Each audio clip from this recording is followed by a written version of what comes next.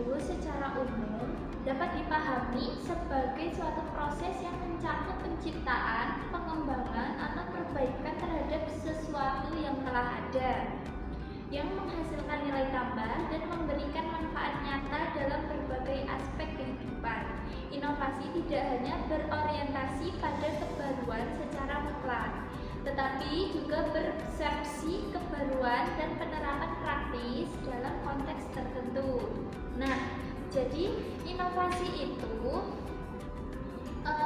menciptakan pembaruan atau menciptakan pembaruan yang sudah ada. Jadi dia memperbarui hal yang sudah ada itu menjadi lebih maju atau lebih berkembang.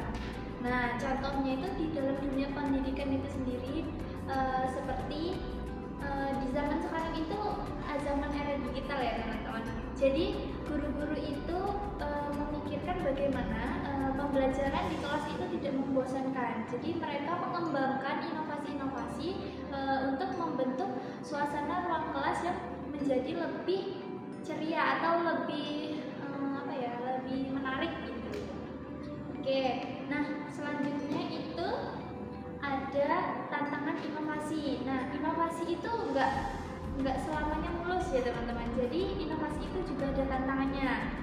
Nah, tantangan inovasi itu merujuk pada beragam hambatan, rintangan, atau kesulitan yang dihadapi oleh individu, organisasi maupun institusi dalam proses penciptaan. Nah, pengembangan dan implementasi ide-ide baru yang bersifat inovatif.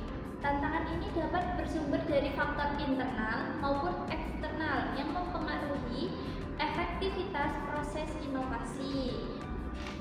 Nah, contoh tantangan inovasi itu sendiri ada beberapa yang menghambat inovasi itu berlangsung ya. Yang pertama itu ada penolakan terhadap perubahan. Nah, itu contohnya itu guru atau staf sekolah menolak penggunaan teknologi digital karena merasa lebih nyaman dengan metode lama.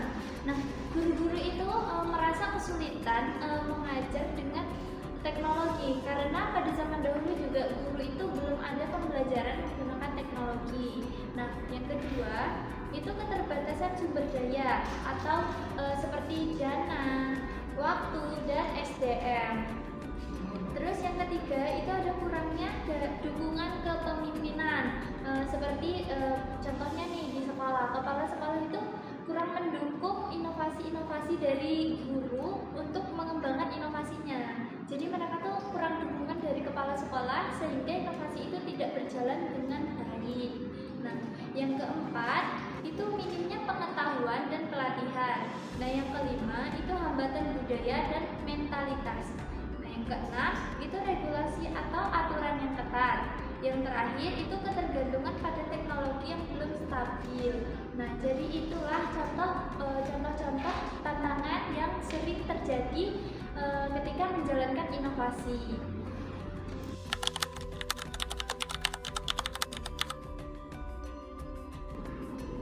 Nah, inovasi di SMP Relabati 1 kami menekankan pada pengembangan keterampilan yang relevan dengan kebutuhan pasar dan potensi diri siswa.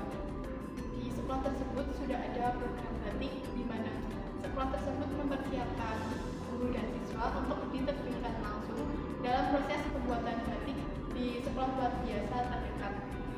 Kegiatan itu akan memberikan kesempatan bagi siswa berkebutuhan khusus untuk mengikuti pelatihan dan memperoleh pengalaman praktis dalam seluruh tahapan produksi batik, mulai dari desain hingga pemasaran. Kemudian ada juga siswa yang sudah berhasil dalam kewirausahaan. Nah, siswa itu tuh suka meraih bunga.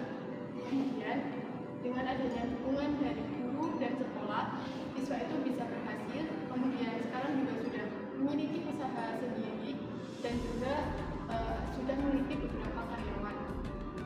Dengan keberhasilan ini menunjukkan potensi besar siswa berkebutuhan khusus dalam dunia usaha dan menjadi bukti nyata dampak positif program kewirausahaan dalam memberdayakan mereka menuju kemandirian ekonomi.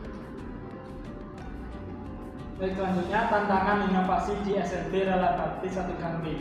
SMP Rela Bakti 1 Gamping menghadapi tantangan penting dalam berinovasi karena keterbatasan sumber daya manusia yang berkualitas. Ada kekurangan guru dengan kompetensi khusus dalam mengajar anak kebutuhan khusus dan kurangnya fasilitas sekolah. Jadi di SMP itu saat ini yang sangat menghambat adalah keterbatasan guru dan kurangnya fasilitas sekolah yang kurang memadai.